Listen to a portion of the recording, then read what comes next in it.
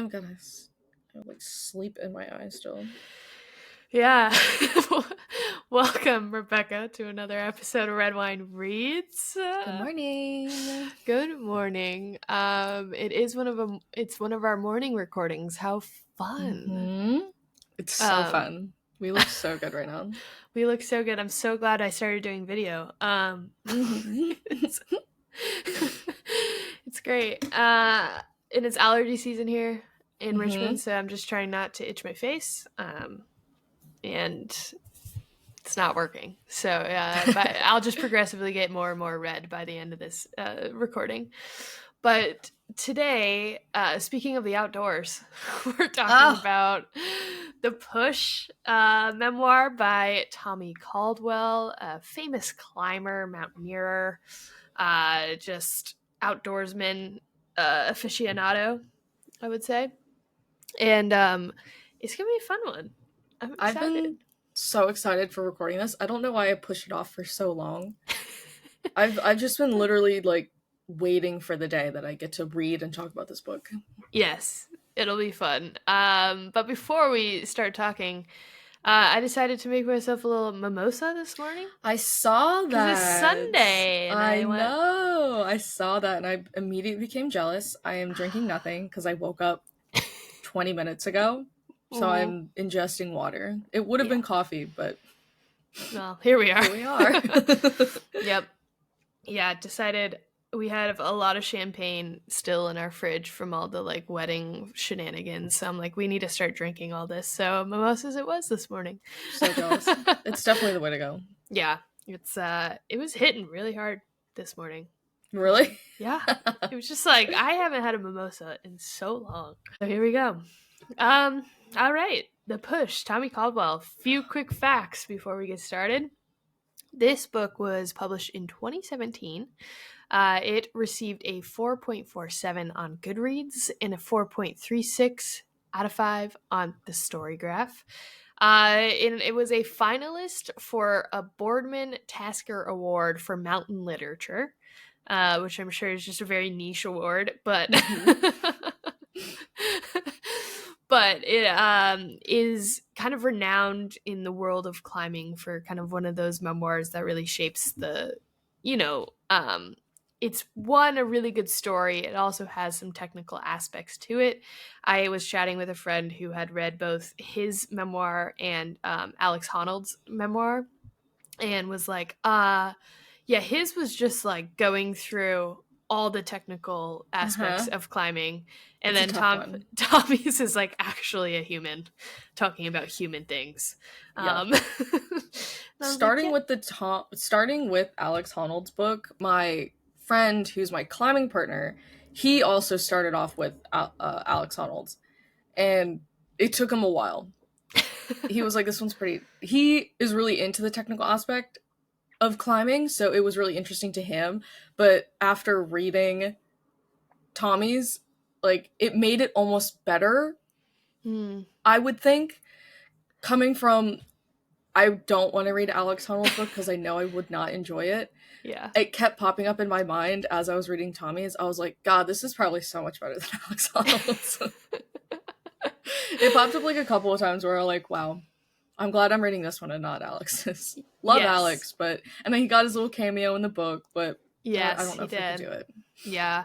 And for those of you listening who don't know who Alex Honnold is, he is Free Solo, that documentary that kind of went viral, took over the world. He climbs without a rope and is scientifically kind of missing a part of his brain function that tells him what is scary and what is not. Or I should say it's dulled. It's very dulled. It's dulled. From the many times he's put himself in like a scary situation, that part of his brain has basically like worn down over the years, where his fear factor in his chemical fear factor in his brain is like diluted basically. Yeah. Which is insane.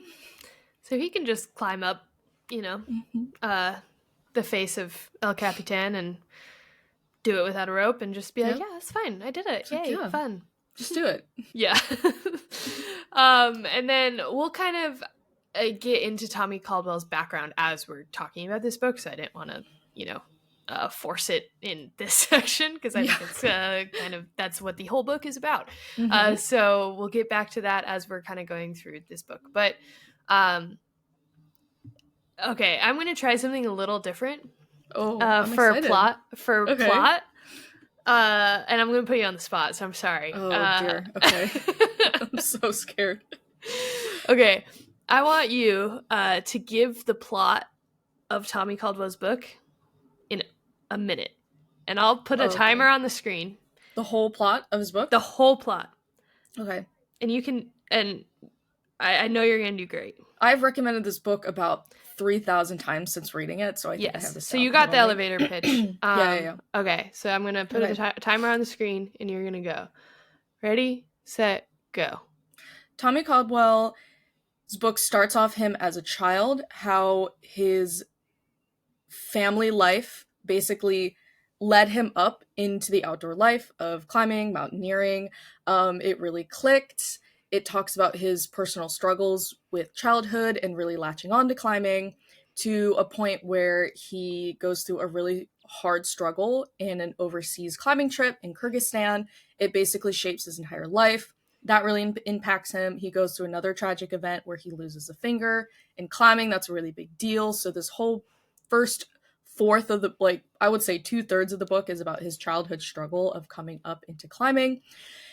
All to the peak of climbing the Dawn Wall, which is the hardest climb in El Capitan. And it's basically his journey from a childhood to the top of the Dawn Wall. 55 seconds. That was great. That was perfect. And you didn't give away too much. It was perfect. No, of course not. So this, I loved reading this book, and I think it came down to three major factors of why I love this book. And one of them is purely when I read this book. So I was in the midst of reading the ACOTAR series, so very fantasy heavy, lots of not imaginary, they're gonna come after me, but just this very this very in-depth fantasy world. And so being able to step out of that into this very hardcore memoir talking about someone's real life, and just being able to kind of follow his journey and also relate to his journey, because I grew up in Colorado, he grew up in Colorado, I know Estes Park, and so it was very cool to kind of see what he was talking about and be like, oh, I know what he's talking about, and see all these mountains that he's climbed and that he's looked at, and I'm I know where that is. 2, I'm a freaking sucker for outdoor adventure, survival stories, so that. Good. That is my jam. I freaking love it. I never put myself in those situations, so I like to read about people who do it because I get my fix through that. And then 3, I love a memoir. And this is a really good one. Memoir. Yeah. For someone who, in the book, he goes through his struggle in school. I think it, hints, I don't think he says he was ever diagnosed, but I think it hints that he had, a learning disability, which I'm assuming is, I think an ADHD. This is a really broad stroke, ADHD on the spectrum of some type. That's usually the formula when it comes to struggling with school and really latching on to one thing your whole life. Usually that's the formula coming from personal experience. That's usually, I'm not diagnosing anyone, broad strokes, but usually that's the formula. Yeah. So someone to have that background and write a really good book, I was so impressed. This book, I've never just I teeheed. I was my feet were swinging as I was reading it. There were some points where I was just I was really just loving every word that he was writing on the page. I was just eating it up. I loved it. I was I was enamored by this book. It was so good. Yeah, and to give a little background to our listeners, so I am not a climber at all. Rebecca has taken me climbing once. And I think it's fascinating. I think it's fun to an extent. I don't get past 20 feet without panicking and sweating and getting really scared, and then I have to come down. And so it's not my cup of tea, but Rebecca's a big avid climber, climbing inside and also outdoors and bouldering, and she's just very skilled and very cool. And skilled, not so much. Compared to me, yes. Okay, that's fair. Yeah, someone who's been climbing like what 5 times in their life. Yep, it's never been my cup of tea, but I enjoy watching people do it. I think it's fascinating. But like before picking up this book, I watched Free Solo, thought it was wild, thought it was crazy. You kind of hear a little bit about Tommy Caldwell through that movie, and so I was like interested, and then I didn't think again about him until Rebecca's like, "Oh, we should read this book." I was like, "Oh, sweet," and I'm reading this book, and we get to the Kazakhstan section, and I'm like, oh my god, I know this story. And I realized that there's another podcast, Against the Odds, that I've referenced a few times in this podcast, and it has a whole season dedicated to Tommy's story of his journey in Kazakhstan. So yeah, it's just like I had all these little moments of like, I actually know this guy, and so actually reading this full book and being able to connect with him on it, I was like, oh, well, that's kind of fun. I enjoyed it so much more than I thought I was, though, because I thought it was going to be a little too technical, a little too in the climber world that I am not in, and so far from it. Yeah, not at all. Like, it truly, I would say the last section of the book when he's climbing the Dawn Wall, which is like, the whole story, that got a little technical. But by the time you get there, you're so invested in him. You're so invested in his cast of characters, his family. Like, it's almost, you're okay with it, like, not knowing exactly, like, what a pinch is, this route, this push, this, like, you gotta tape with the finger. Like, why is he staring at his finger so long? Like, you're, like, okay with it by the end because you're so emotionally invested in this, I say cast of characters, but it's like real life people. And like you keep thinking to yourself, like, real life people actually are doing this, we're doing this, and these are real people. Yeah. Oh, it's magic. I fucking love this book so much. It's so good. Well, let's kind of start at the beginning and work our way through. So I was so surprised to learn that his dad is like a former bodybuilder and just this massive dude, just like like, he may not be the tallest guy ever, but like just this massive, really fit guy. And then you have Tommy, who's this lanky, like doesn't know what to do with his body type kid.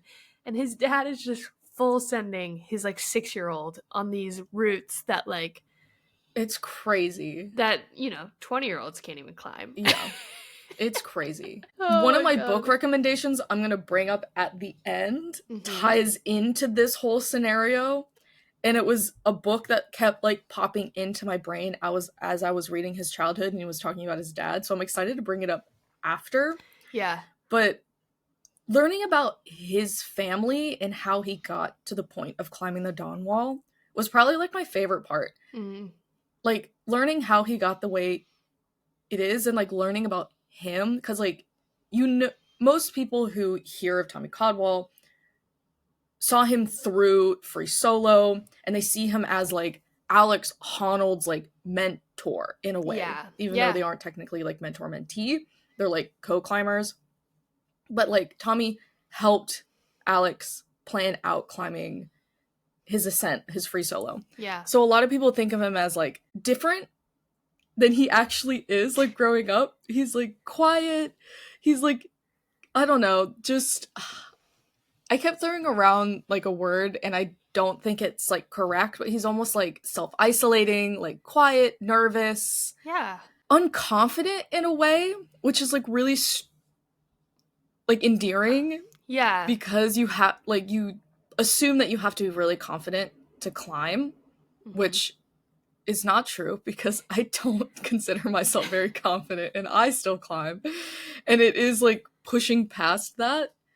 So it really was so great because I throughout the entire story, I could relate to Tommy on such a personal level. So it was really cool, like hearing him kind of grow up with the same feelings I had and mature in the same way I did, where you're kind of just like, I don't know. So I thought it was so endearing. Yeah, I think his upbringing, if you didn't get that much time with him and his dad and him and like his siblings and like and his mom especially, like you wouldn't really see, I think like it impacts the rest of the story in such a big way. Because like with his dad, I mean, like you can kind of tell this push and pull of Tommy being like, I don't know if like that's the best way to treat your son at some points in his life, and I don't know if like we should have been doing this, like it was super dangerous, but like knowing that, but then like if he didn't have his dad to push him, I don't know if he would have been able to get past like what he's gotten past. And like without having his mom be there, like being that really soft like place to land, his dad could have hearted him almost like too much. And so it's just like an interest. You see this whole story of them like kind of impacting how Tommy has like turned out. And you see this, it's such an interesting story of his life because you see him becoming more confident, more cocky. And like all he's like, I've never been good at anything in my life. I've never been like this huge, strong builder guy. I've never been really good at school, but like climbing, that's what I'm really good at. And so you see him become really confident after he wins that climbing contest in Utah against the like best climbers in the nation at that point. And so it's like you have him start to gain all this confidence, and at like his peak confidence, he finally has like a girlfriend. It's like they're this power couple in the world of climbing, him and Beth. And it's like, you know, it is as good as it can get for him. And then you have him go through this tragedy. An event like just a traumatic, insane event. And we'll like run through it quickly, but if you want like a bigger deep dive into the actual event, like you should go listen to that podcast. I think they even talked to Beth in it. But it's, you know, they're climbing in Kazakhstan, and they're going on this like really cool trip, getting paid for it by sponsors, and like they're getting like all these photos taken, and it's gonna be great. I think it was National Geographic, was it? I think Beth's sponsor was North Face at the time, I believe. Yeah, okay. And then there was like a North Face campaign. Something like that. Beth was being sponsored, so I believe that it was like just like a, I don't want to say photo shoot, but basically like her spending time in Kyrgyzstan, and Tommy went along to help with gear. He was a gear guy. Yeah, okay. And so, you know, it's a once in a lifetime trip. Like they're, you know, in this insanely isolated, beautiful place in the world, like climbing the craziest stuff. And then they're sleeping on the wall one night, hear gunshots, and then they come down and find out that they're hostages in this these rebels that are, you know, trying to rebel against the Kyrgyzstan army at the time. And I think like the craziest part about that story is that they're just taken around in circles in this, because these rebels don't really know what to do. They've never taken a hostage before, let alone there's 4 of them. It was 4 of them. Yeah. And so you have these 4 American hostages, and their translator, their guide gets killed in front of their eyes. And so like that's terrifying. Like that's, I think, the moment they realize that this isn't just going to be like a one day, the government's going to pay and they're going to be out and they're going to be fine. It's like, oh, this is like not good. and so you have to have like, they're going around in these giant circles, and the rebels are trying to figure out what to do with them, and Tommy and Beth and their crew are trying to figure out how to escape at this point.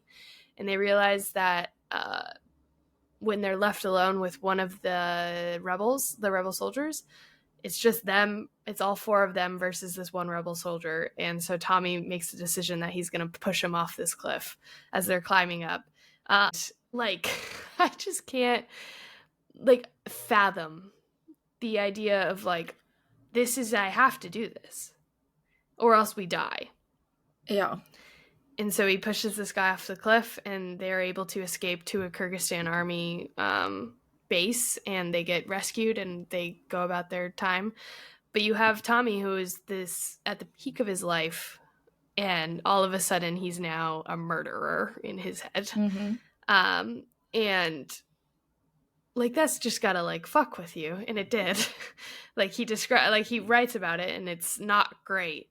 And but he does learn that the guy that he pushed off the cliff actually didn't die, which is another crazy part of the story, that he survived. Yeah. But you have Tommy, and then this is where his family comes back into play. He has such a strong base of support and of like love, and who are just trying to come around him and be like, we got you. You do what you need to do to like recover from this. And then his dad, of course, is trying to get him to climb again, like pretty soon afterward. And Beth kind of freaks out and is like, I can't go climbing after that, which like hurt. Like that would be traumatic. Yeah, of course.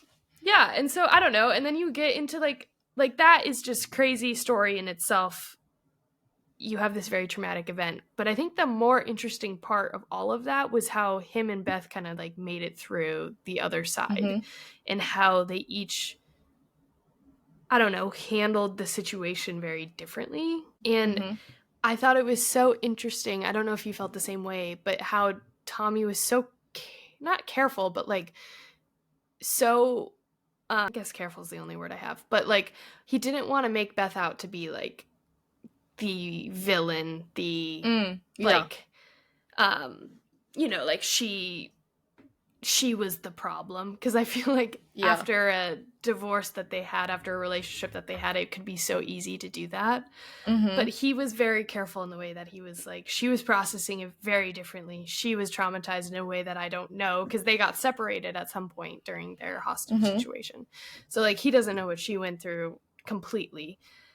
And it's fascinating just how they both, like how he took to climbing as a therapy and how she tried to steer clear of it because it brought back such traumatic memories. I don't know, but he did it in a way that was very artful and very like, I also really appreciated it. You could tell that he like throughout the whole book, you can just tell that he's just like a kind guy. Like he always is thinking about other people. He's like definitely a people pleaser for sure. And that really came out in the book, especially when they came back from Kyrgyzstan, because he lived with Beth and her family. And I think he just wanted a balance of Beth's family, of like that sheltering, shielding from the outside life, versus his own family who are like, this is what you do. Like, you're a climber. Like, you want to do this, so you have to get out there. I think it was just him wanting both, but unfortunately the situation, it's like Beth didn't feel the same way. Like she only wanted one side. But I think he did it really, really well, where he respected Beth's experience. Yeah. But also like, this is my memoir. This is like how I went through it. So I think he did it really well, in my personal opinion. Again, there were some times where I was like, it is biased, but again, it's his memoir. It's what he went through. But I think he did it as well as he possibly could, without diminishing his experience, but without like shitting on her. Yeah. Yeah, I agree. I think it's I don't know, like it's careful water. Like it's you have to be careful about how you kind of tread through this, because as we learn, as the book goes on, we learn that she cheats on him and starts a relationship with somebody else, and like you're kind of like, fuck. I know. But then it's like he is almost like, yeah, it fucking sucked, but without that I wouldn't have found the Dawn Wall project, and I wouldn't have really devoted my entire life to that, and like that wouldn't have started if she didn't do this and almost like force him to reevaluate himself, because it sounds like after Kyrgyzstan they became so self-reliant on each other, and as I was reading that I was like, oh god, this is not gonna end well. Like, no. They're becoming so codependent on each other. I know. Which is never healthy. And so you're reading this and you're like, something has to give and like something has to break. Because that's also not healthy. Is like you come out of the trauma and like almost like bond to this person and can't live your own life separately from each other. And so then it's interesting how that kind of just segues into like his journey through the Dawn Wall of it all. Yeah. But I don't know. I think it was fascinating for me because as I was reading, especially as we get into the Dawn Wall, I didn't understand like the technical parts of it. So I didn't even understand what, like, is it free climbing? Is that what he does? There's 3 different types of climbing. Yes. There's one where you basically pull yourself up a wall. Yeah. There's free climbing, which is you are attached to a rope, but only to protect yourself from falling. Yeah. You do fall, but the rope catches you. That's free climbing. And then free soloing is without a rope. Yes. Okay. So there's 3 different ones. He free climbed the Dawn Wall, which is where he was attached to a rope, so if he fell, the rope caught him. Yes. But he is using his own body to haul himself up. Basically, slick granite. Which is like, run your hand across your desk or a piece of glass. And that's basically the equivalent of what he was climbing up. Yeah. And it's really hard. Yeah. We even skipped over the part where he cut off his finger and had to learn how to climb again. Mm-hmm. And I didn't really understand how he was talking about the grips and everything. And so I think I went back after reading the book and watched the Dawn Wall documentary. So good. And so then watching people like show you how you're gripping and how your hands work and how your fingers work and all this stuff, I was like, what? You're telling me he did this without pretty much his one of his 2 most important fingers, which is his other index finger, is the second most important one. Yeah. It's crazy. Yeah, I don't know, like from your climbing background, how did you read that and be like, what? How? I honestly can't even, because my favorite thing is it's what's called a crimp. It's the smallest hold you can get. You just get your little fingertips on it and you just put your thumb over your index finger and you basically just like lock yourself in. And that's like one of my better techniques that I can do because I have really long fingers and they're pretty strong now. So I can just like put my thumb over my index finger and just like hold on for dear life. But it's like thinking about having to like change the entire way that I climb. And outdoor climbing, most of it is like really small holds, especially if you're doing something like the Dawn Wall. It's exclusively small holds. It's like you become a different climber. So it's like I would lose everything that I'm good at. And I would have to start from scratch again. And you're putting your fingers through so much trauma that you have to like your fingertips are like the most sensitive parts of your body.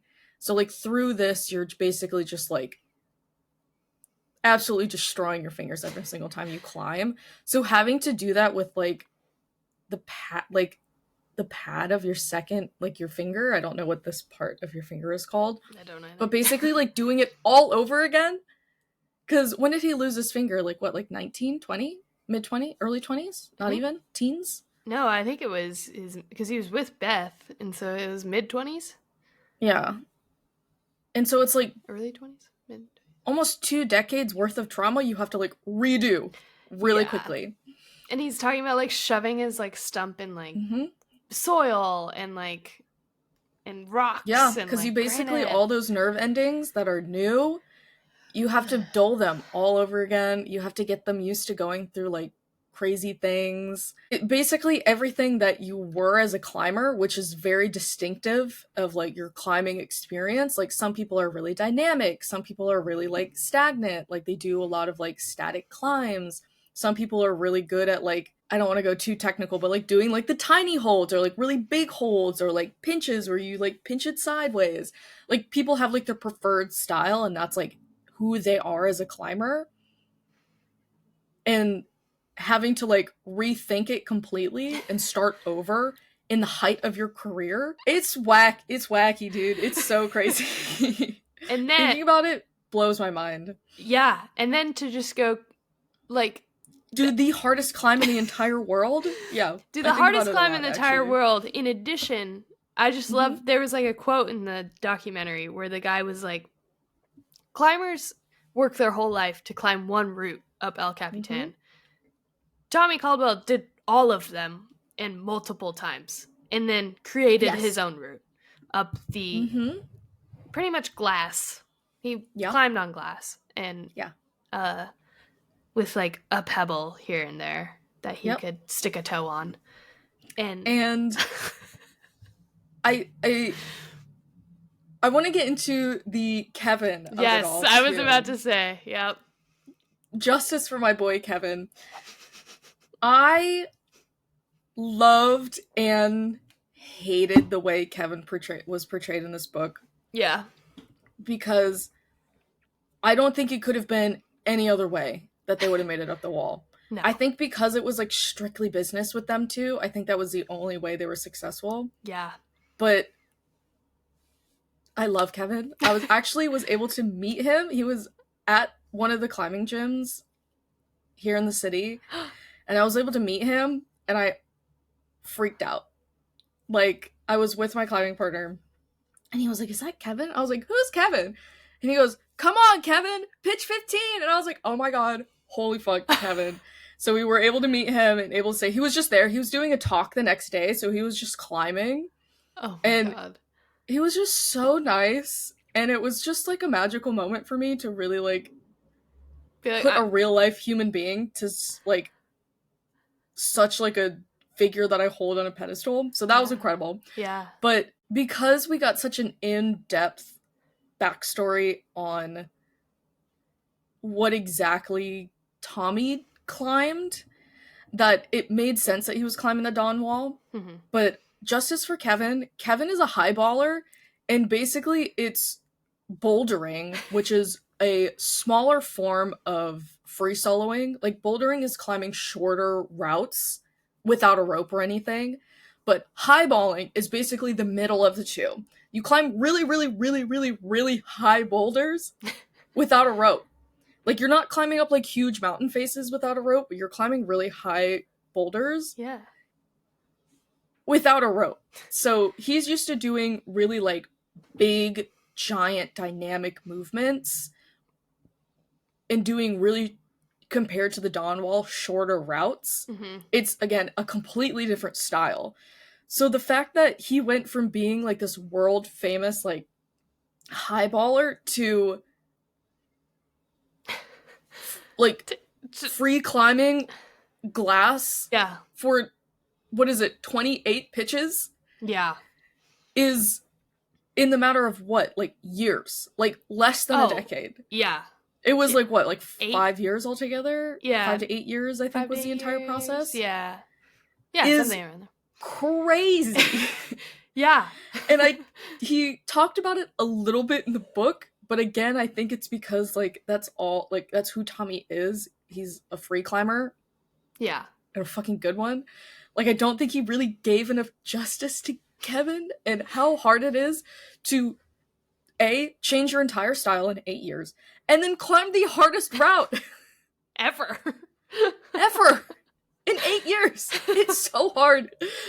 I can't. Justice for Kevin. I love Kevin Jorgeson. My fave. Love. Also, justice for him trying to build a brand up there. And Tommy shitting on his Twitter. Okay, boomer. Let the man tweet. I was like, let him monetize this. Let him get that money. Let him make his money. Come on. I know. Looking from Tommy's view, I got it. Like, again, I don't think it could have worked any other way. But I'm just like, come on, my boy Kevin. He's not doing anything wrong. Let him go. He's got a girlfriend. Come on. I think it was interesting that they were both different in the same, in the way of, like, they both were so involved in climbing, and, like, the outside world was kind of like, you know, when we're together, it's climbing only. That's all we get. And then we leave, and we don't really know where each other go. Like, you're gone, we'll maybe see each other at the start of next season. like maybe not. Like, and like they always come back to each other. And I think like that was fascinating, that it was kind of like they both trusted and not trusted each other in the sense of like that they would come back. Because you kept thinking like, I think Tommy on his end was like, I don't think Kevin's got the chops. Like, I don't think he's going to be able to do it. And then you have Kevin's like, what the hell, dude? Watch me. I know. And Kevin's like, I want to come back. I just wanted to like spend a little time with my family. Like, whatever. Yeah. I loved it. That whole dynamic I thought was so funny. Justice for Kevin. You could have given my boy a little more, but again, it's kind of like on the same, like, my same view as Beth. Yeah. Is like, he didn't do them dirty by any means. No. Like, he could have been so much more worse. But at the same time, it's like, this was his experience. Like, he literally ate, bled, sweated, cried on this wall, and he expected nothing less from his climbing partner. Yeah. And when his partner gave his all, but in a different way, like, Tommy was a little confused.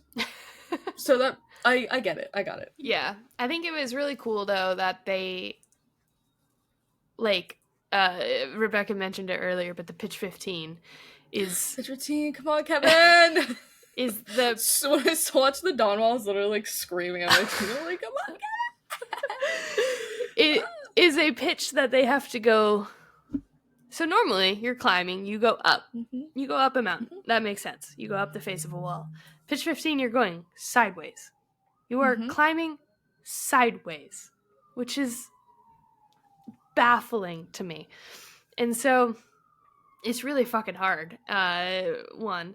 And then there's like a part where they're literally extending their body to the absolute max, and then you have to somehow shift your weight from one side of your body to the other while your shoulders are probably screaming.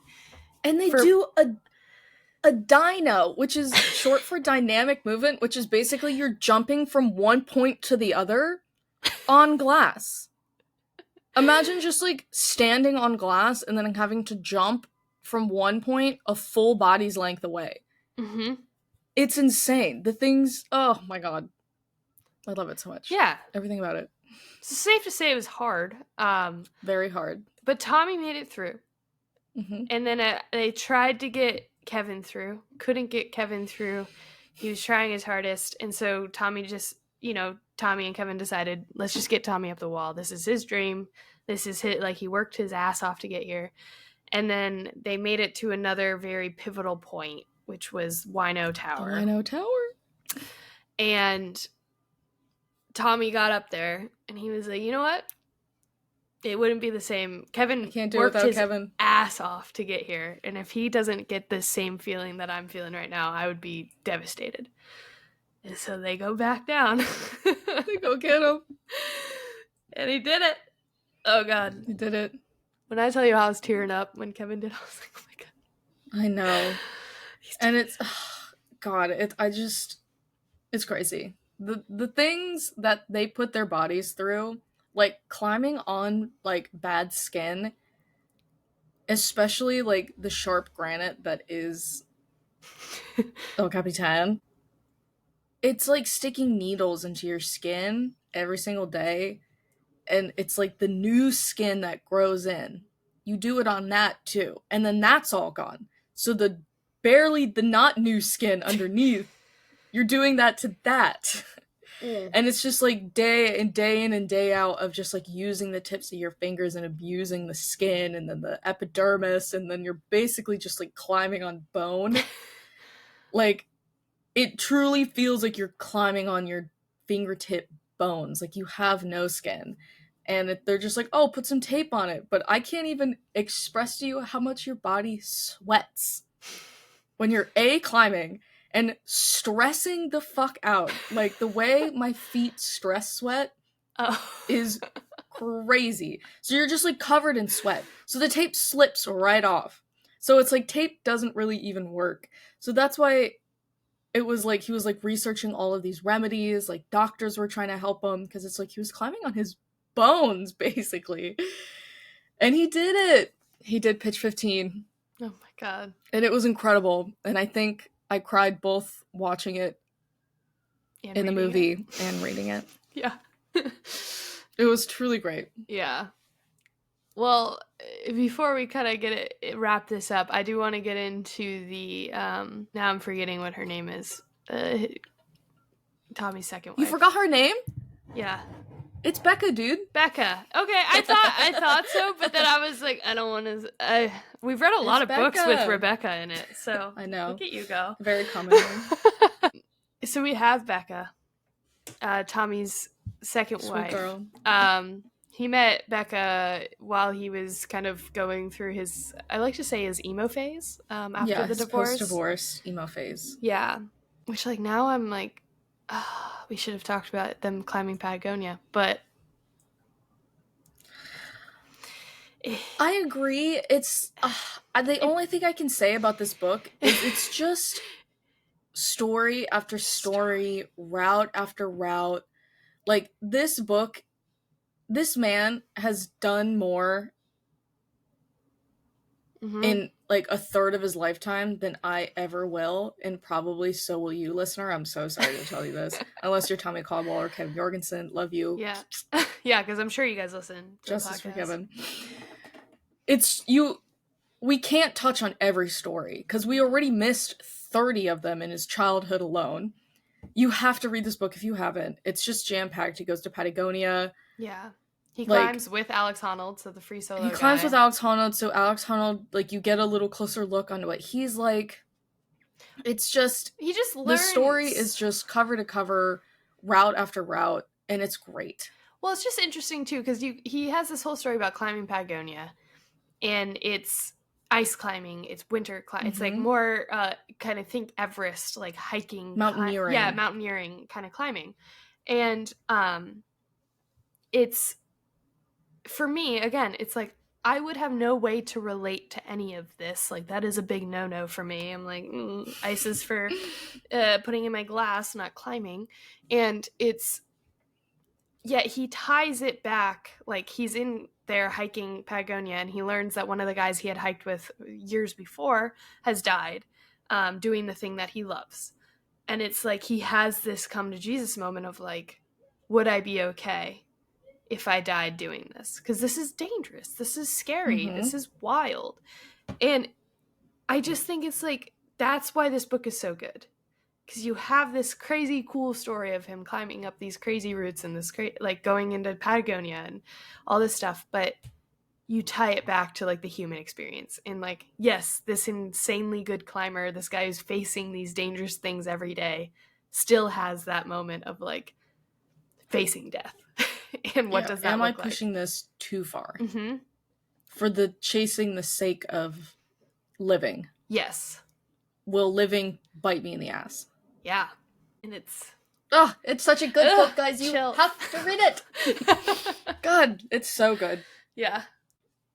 But all I wanted to say about Bekah was I'm glad he found love after Beth, I think. I agree. I think it was a little wonky on how they got together, but I'm kind of, do what you gotta do. Same. She was a little young for you, dude, but nah. Hey. Climbers are young at heart. Yeah. You have beautiful kids. It's great. Yeah, he also did this with, like, he was literally had a baby. Father. He had a family. Yeah. Yeah. Baffling. Good for Bekah being like, yeah, you can go. Sometimes you just get it. Like, sometimes, like, your partner wants to do a crazy thing, and you just get it. Yeah. And girl got it. She's like, I get it. You gotta do it. Yeah. Well, again, we could talk about this forever and ever, but we have to wrap it up. So, final ratings. 5 out of 5. For a non-climber like me toward the end. I get it. And because then the technical talk gets brought into real life. You can visualize it. Yes. Yeah. And you actually see like what he's climbing on. What the hell they're doing. And what these routes look like. And the fact that Tommy climbed down a wall and then back up to avoid having to do a dyno. It's just baffling. Just baffling. And then sleeping in a tent that's hanging off a side of a rock wall.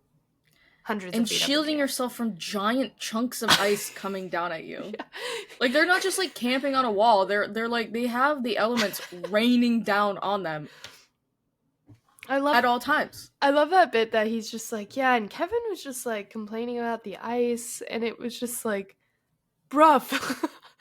Yeah, of course he's complaining about the ice. It's trying to kill him. He's never seen this before. About the ice.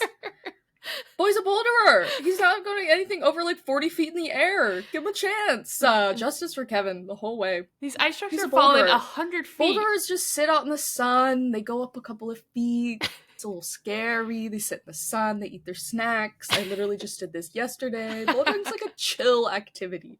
Like, you're just like chatting most of the time. Like, boys, like, to be a boulderer, like, you're a little social butterfly. Like, that's why he needs his Twitter. Like, he wasn't built for this, but he literally, like, changed his whole way of living to do this crazy thing. And he did it! Justice for Kevin. That'll just be our hashtag for all of our posts that go out Justice about this. Kevin. Justice for Kevin. Same. And he's so small. Like, he's a petite guy. Like, I went to go up to him, and usually, like, climbers are, like, really tall. Like, good climbers are tall. But I believe Kevin and Tommy, they're, like, on the shorter side. I think they're, like, let's see, 5-something. Let's find this out. Googling. Yep, Googling Kevin Jorgeson. Oh, gosh.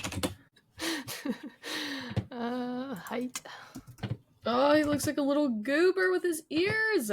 Yeah, Tommy Caldwell is 5'10", which is, like, average height for, like, people, but for climbers, that's really short. Not really, but, you know.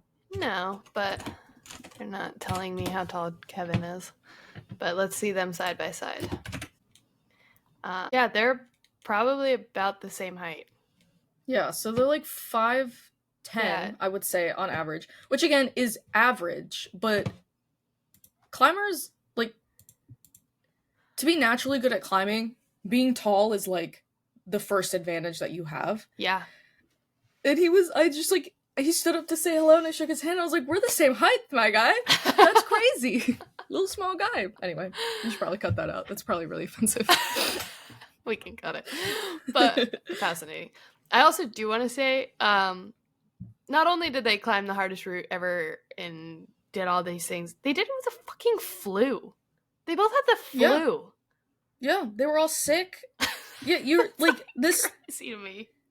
It's hard because a lot of people come into the world of climbing through free solo, and watching a 2-hour documentary, like, it's like you think he just like started and he just like went up the wall. This is going back to Alex. Yeah.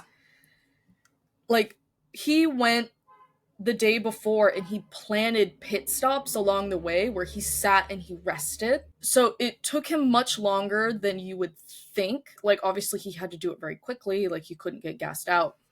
But climbing up the Dawn Wall, going back to Tommy, took a while.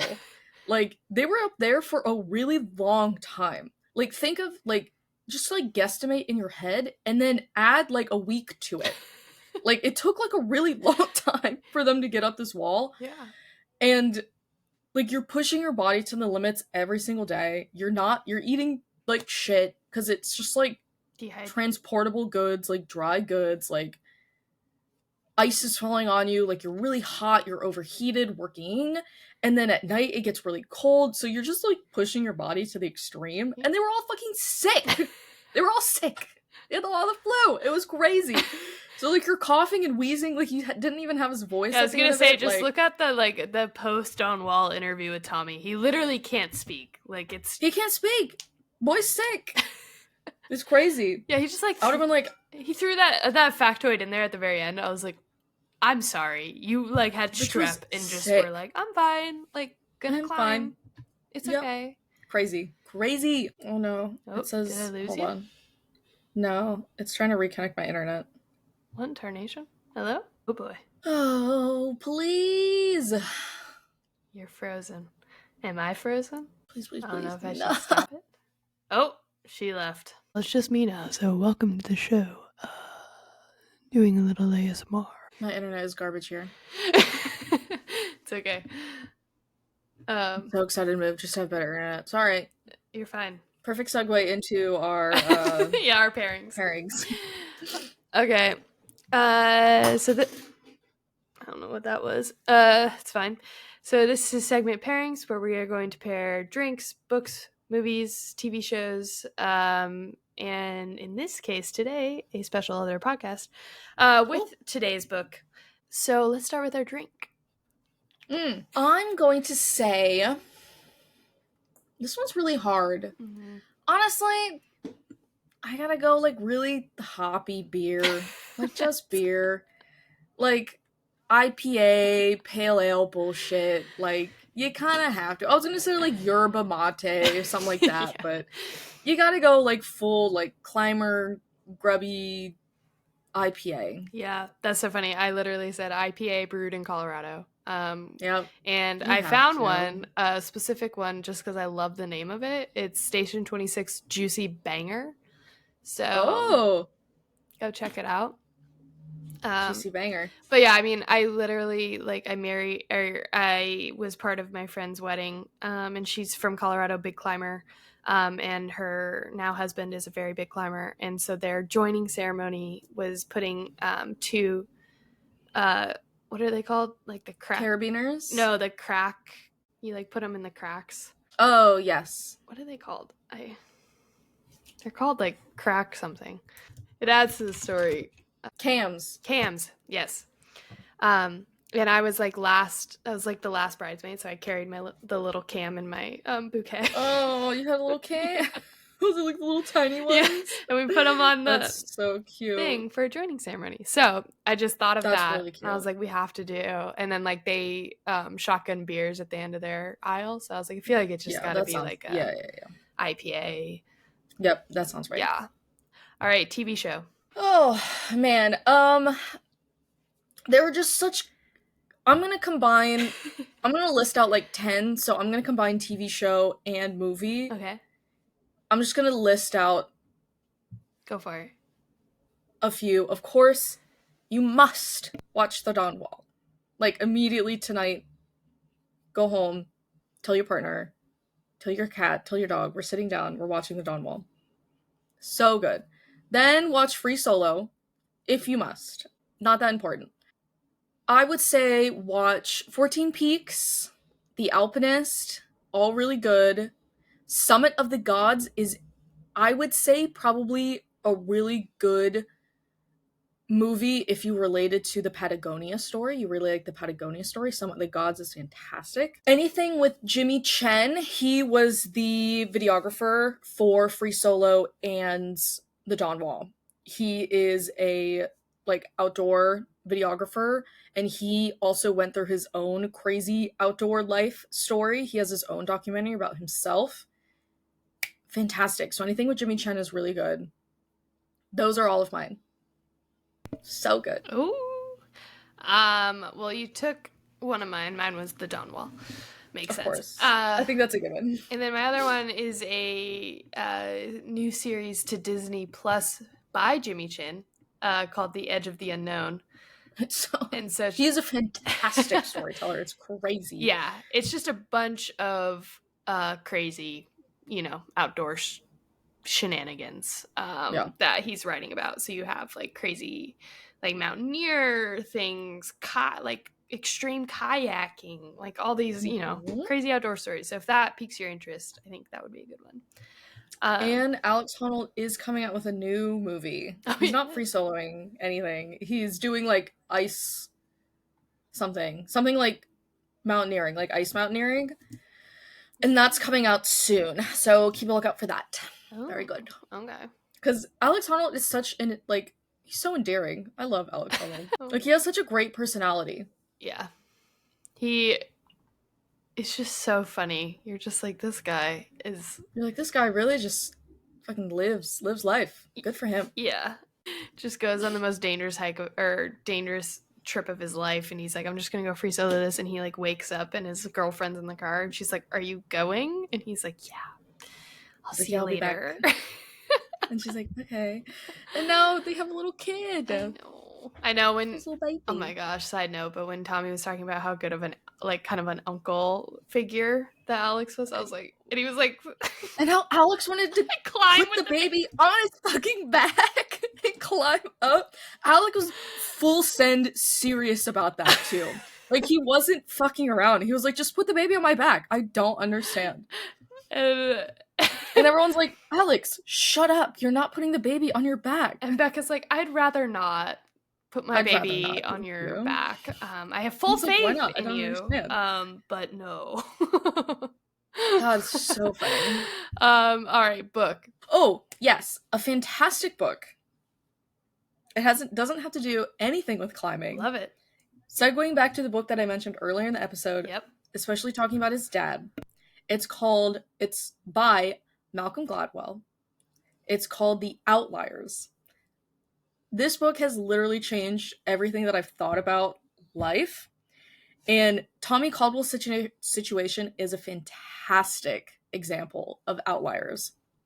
If you haven't read his book about outliers, it's basically the idea of people who become successful don't become successful per chance. Like, there are a series of events that set them up for success, and a lot of the times they go unnoticed. So people on the outside just think they just, like, per happenstance become successful.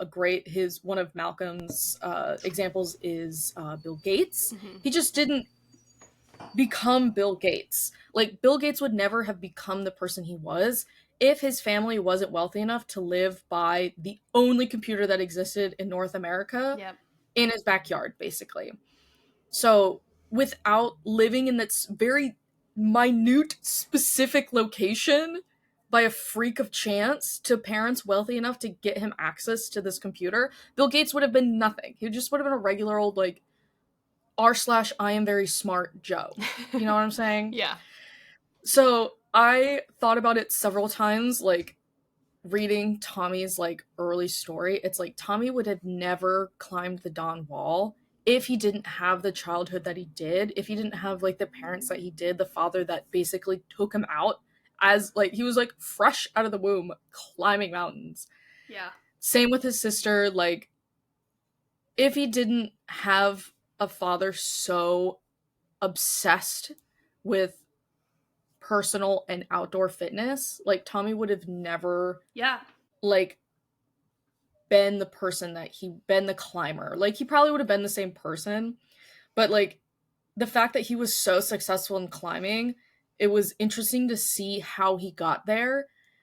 And especially, like, as someone who climbs and as someone who, like, really watches a lot of good climbers, it's hard to remember that they had to they did a lot of work to get there. Yeah. But at the same time, it's like, you do a lot of work to get there, but at the same time, like, a certain, like, special sauce also has to be there for you to get to where you are. Yeah. Whether that be being 6'5", and you can just reach up to the next hold and you're there. You won. Like, you won the whole competition. Congrats. Or you have parents molding your childhood in a way that sets you up for success. Rant over. Thank you for coming to my TED Talk. Malcolm Gladwell's Outliers is a phenomenal book. I think about it every day. I got it from a free library, so I have yet to read it, but it's so good. It's on my list. So you've convinced me. It might be my next read. Convinced. Okay. Mine is another outdoor centric novel, which is Into Thin Air, and it's also nonfiction. Mm-hmm. Jon Krakauer, about a measly journalist who just kidding, Jon Krakauer is one of the best in the world, but he joins this mountaineering group who's going up Everest, and he's there to write about, like, the tourism and how that's impacted Everest, and ends up part of one of the most tragic events that it has happened on Everest, where a lot of people died, a lot of people got lost. A crazy storm hit as soon as they were trying to peak, and it was just wild. So if you're looking for another interesting survival mountaineering type vibe, Into Thin Air by Jon Krakauer is just phenomenal. He's one of the best journalists if the best outdoor journalist out there. Just does such a good job at storytelling, but also getting into the nitty-gritty technical aspects of all these things and what went wrong and how this could have been prevented and how this could have changed. So it's just crazy. And you can listen to our episode about it where Sierra was not too thrilled to be reading a nonfiction book written by a man. Sorry. Of course, there goes my Google alert. No, Sierra was not stoked to be reading a book, 1, written by a man, and 2, that was nonfiction. So, but did she like it? It was really good. No, she hated it. But so you can go listen to that conversation to see why she did not love it.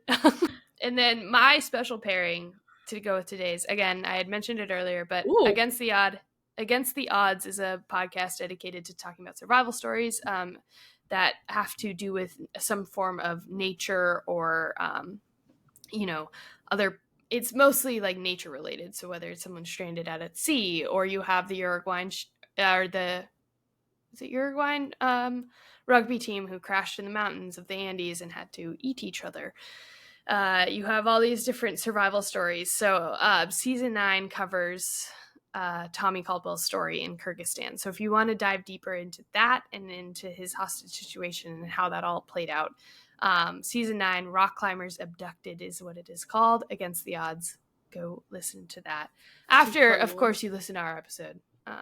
Of course. And then you watch the Dawn Wall. And then you watch the Dawn Wall. And then you can go listen. And then you listen to the podcast, Yeah. Again, read the book, listen to us, go watch Dawn Wall, then go listen to the other podcast. Correct. Very last. But a very good addition to this story if you want it. All right. The push. We knew this was going to be a long one, but I know. I fully prepared you for me to just rant. No, it's so interesting. For what is now over an hour. Yeah. So it's an interesting story, and I think you it's a lot more than just a climber who's, giving his life story. It's just a lot deeper than that. So if you like memoirs, if you like storytelling, this is just a good story and you would like it. Phenomenal book. Yeah. Alrighty. Well, thanks for joining. As per usual, we'll be back next month with a good old fashioned classic, Mr. Frankenstein. Yeah. It's gonna be interesting. It's gonna be a turn of events. It will. Yeah. But until next time, cheers. Cheers.